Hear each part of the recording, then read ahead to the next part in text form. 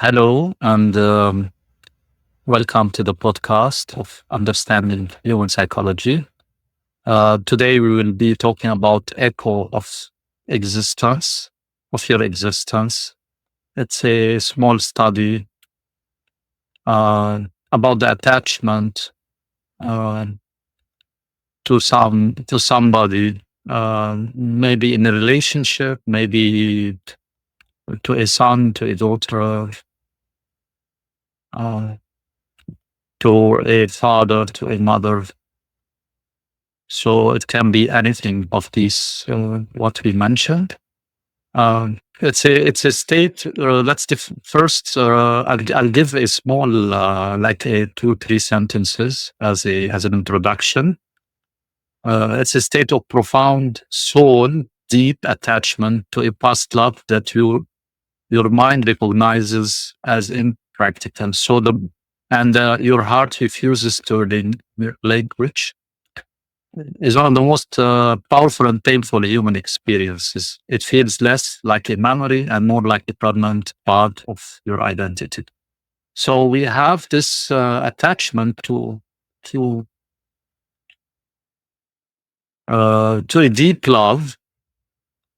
It's a deep soul attachment to somebody, and this somebody will left us, or the relationship ended, or a son which is far away.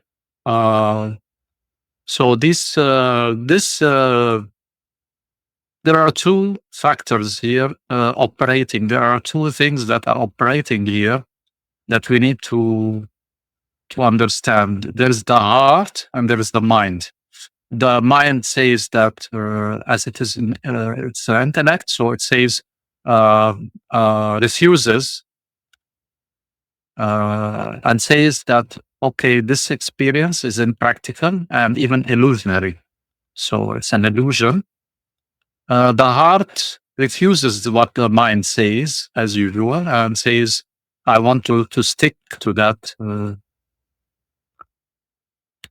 memory. Okay. So from the psychological and the neurobiological aspect of the situation here, it's a deep uh, emotional programming. It's not a sign of weakness. It's not a sign, as it was understood before commonly in our societies, that if somebody is attached to somebody else, it's a sign of weakness, and this is an experience of weakness. This is not, because it's a tangible, neurobiological, psychological experience, and it's a deep emotional programming. It's like a program that's written deeply in the emotions on a low level. The research and evidence from various fields can help explain this. Let's go into neurobiological. Uh, the brain literally rewired itself around this person, creating a chemical dependency. So there is a chemical dependency from the brain itself. So there is a chemistry that's uh, secreted in the brain that creates this dependency to that person. So this is in a nutshell. Uh, to summarize it, it's the dopamine. If you know that this substance called dopamine is the one that gives us the the reward. The reward. So we feel happiness, we feel bliss when we are with that person. Like if we are with the son, the daughter, or whatever.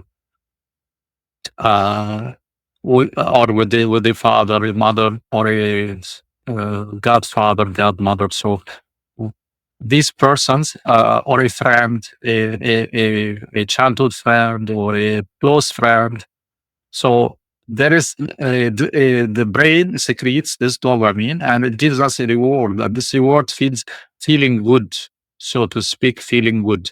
So there are these are neurotransmitters in the brain that create a powerful reward loop. It's a loop, and this is the So we think about it, and it gives us pleasure sitting with somebody, listening to them, enjoying the time with them. This is what is dopamine is about, and this is addictive. This is addictive. Now, the withdrawal is needs a fix, and we need to go later on. We will discuss about this, how to uh, cure ourselves from such an infinite loop that we will be always attached to thinking about this person, and this creates inside us uh, a conflict, you know, and we feel pain because we don't have this dopamine, we don't have this uh, pleasure sense that we were in. So the psychology of limerence and idealization, uh, psychology, psychologist Dorothy Tinoff coined this term, limerence, uh, to describe an involuntary state of intense romantic desire for other person, characterized by intrusive and obsessive thinking. So we have psychology already described this state in 4 or 5. We will summarize it in 4 or 5 terms: intrusive and obsessive thinking. So we're obsessed by that person. We idealize our thinking about that person. So we retrieve small gestures, how they sit, how they eat, how they move their hands, how they do these things. So these are small gestures that we save, and in our brain we create a box. We have already a box that we put in it memories. So uh, all these gestures that are happening, we put it in that box. All positive things happening, put in the box, and uh, we make it magnify it. So the mind magnifies all these positive small gestures. Oh, he looked at me. He loves me. He brings gifts for me on occasions. These small positive gestures that relate to the relation between with this person is magnified and put in a box in our mind. Small negative gestures or flows, anything, will be rationalized and minimized so that it will have a minimum impact on the relation. So this box that we put is very important, because this is how we box our emotions, positive emotions, and we keep it our mind for retrieval after we leave that relationship, or this person leaves us, or a son leaves us, a daughter leaves us, father, mother, whatever. So there is also a powerful lead of reciprocation, meaning in a relationship, if it is one way relationship, meaning one person is giving too much, or even uh, it's one way relation. Uh, the issue here is that if you are in a relationship, let's talk about relationship now. If a person, it's a relationship which is not a fixed like marriage. It's like you meet a person, uh, you enjoy together, uh, intimately or non-intimately. Like you go out, you do activities together, you go to a festival, do these things, to a museum, to a party, and then everyone goes to their own place. Now this becomes addiction. I become addicted to that person. So in this addiction, what happens is that um, it is fueled in a later stage by them coming and going, coming and going. So this becomes an intermittent reinforcement for the addiction, and it's highly addictive. So we can't break that cycle. There will be also emotional dependency. So We all know what's emotional dependency. We are tied to that person, and all our emotions are pouring to that person. So, while science explains mechanism, it doesn't negate the profound spiritual reality of the experience itself.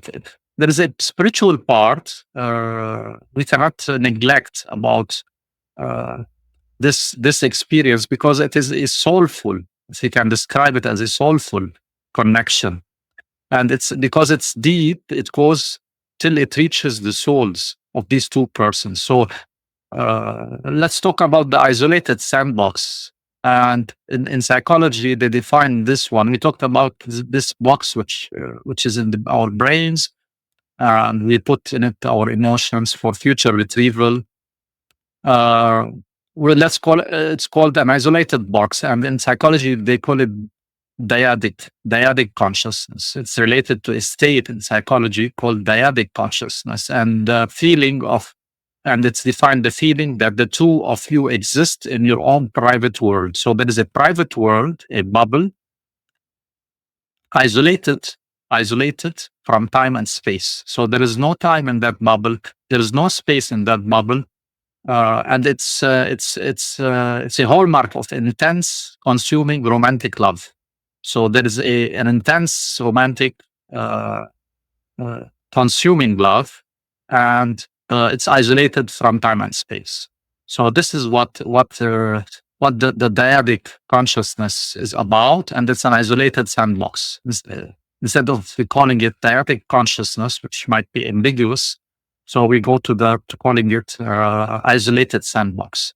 So let's go to realm of the unknown. So we speak deep sense of emotional fusion. So these two souls will talk about the soul mingle. So what's soul mingle? Soul mingle is a very nice concept that in the presence, both of you in the presence of each other, you feel united together in one. So you can't identify the individuality of one person from the other, and the individuality is blurred. So you don't have a clear cut individual personality for each. And this is like tearing out a part of your own soul. So you cannot remove one from the other. So this is the concept that we wanted to explain here. Comparing of natural laws. So having combined these two souls, having combined these two souls together, creates a supernatural, even a very powerful uh, force in that conquers natural laws, even natural laws which are very powerful. Uh, this integration of these two souls creates a powerful power that goes beyond the powers of nature that we know, all the laws of nature, which are the laws of physics. So it goes beyond laws of physics that we know. So let's talk also about the conflict between the mind and the heart. So always there is like a civil war between these two entities always in our life. That the mind is the CEO. It's the CEO which filters all our actions, and we always need the validation of the mind. It's called prefrontal cortex. This part of the mind, which is the prefrontal cortex, here somewhere here, and then it controls all our situations, all our activities, all our uh, everything should pass through it to be validated. So the heart is different. The heart is the limbic system. So all emotional and motivational center. It's the emotional, and it's the place of the emotions and the place of the motivation.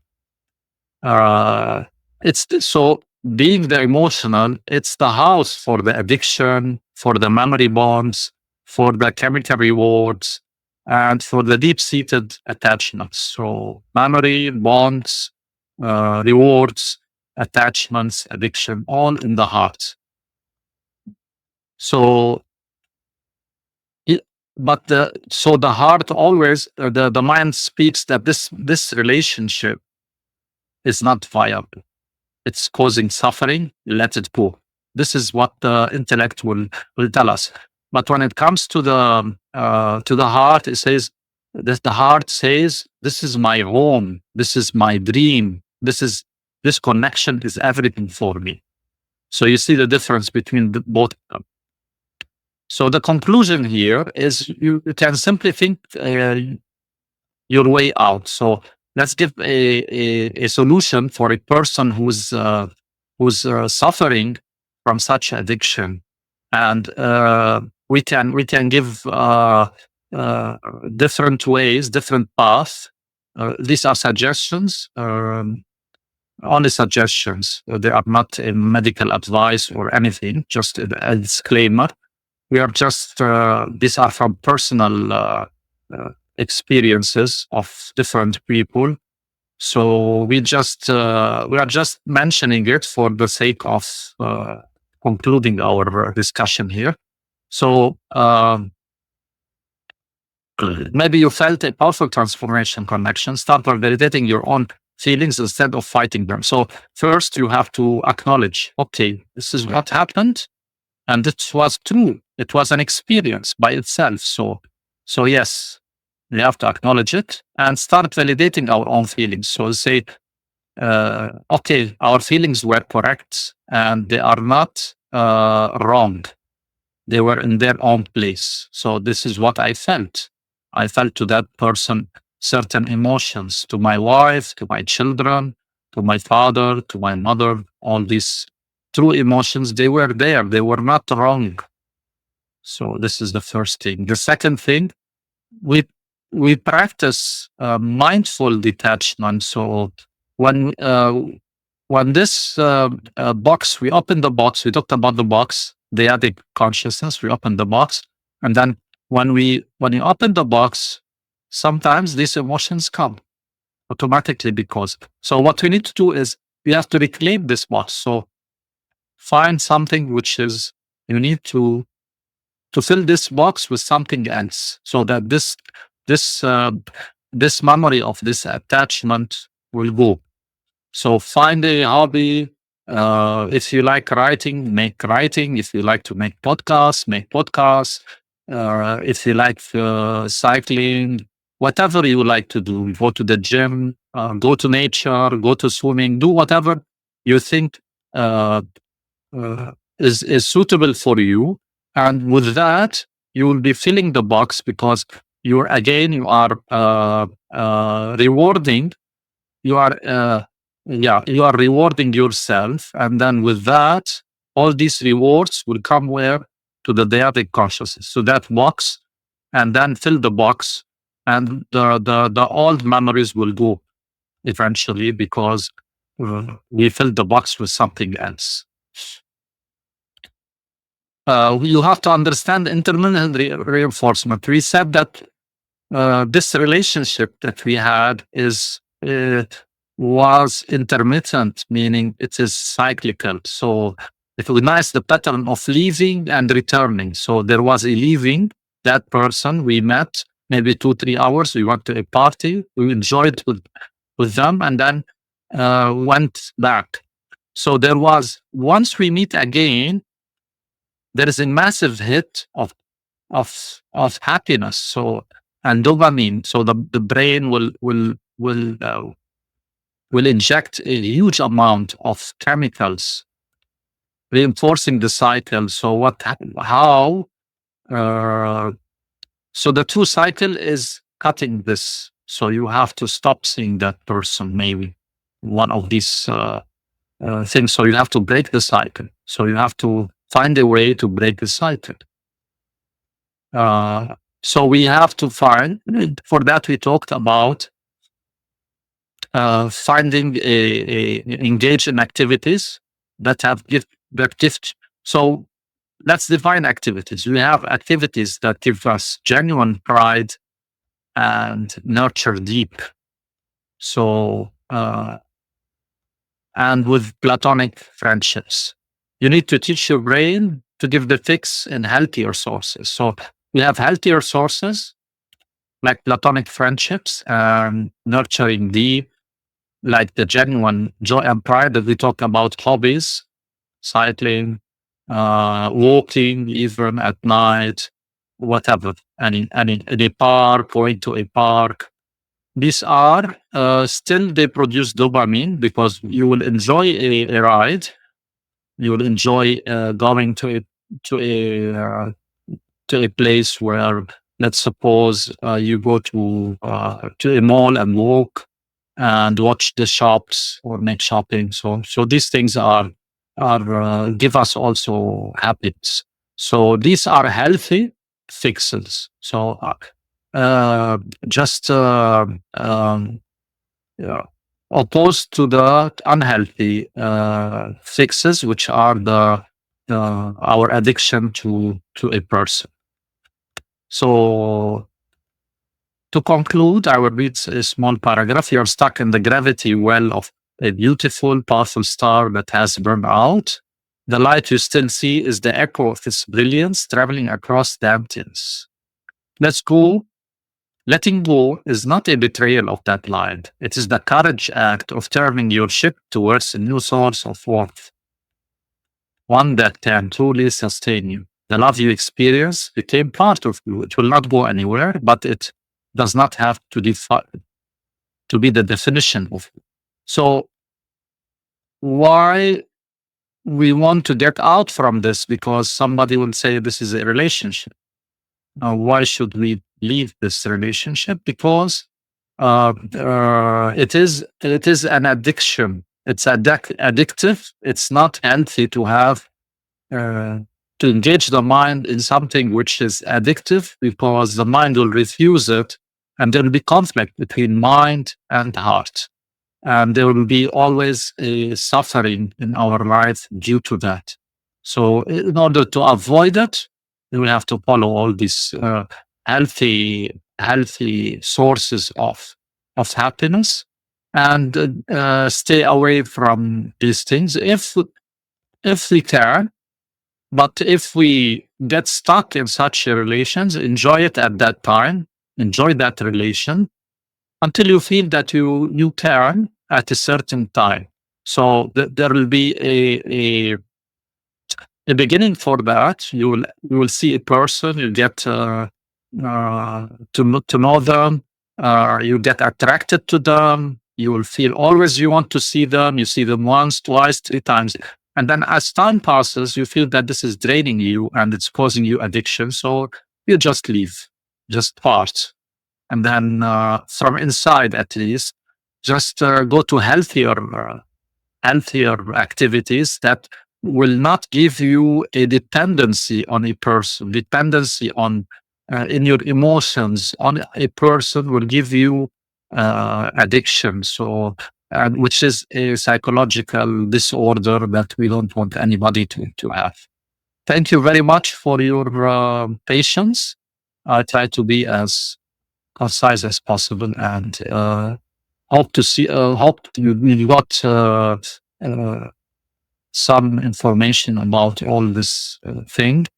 And in case you have any questions, please don't hesitate to write to me.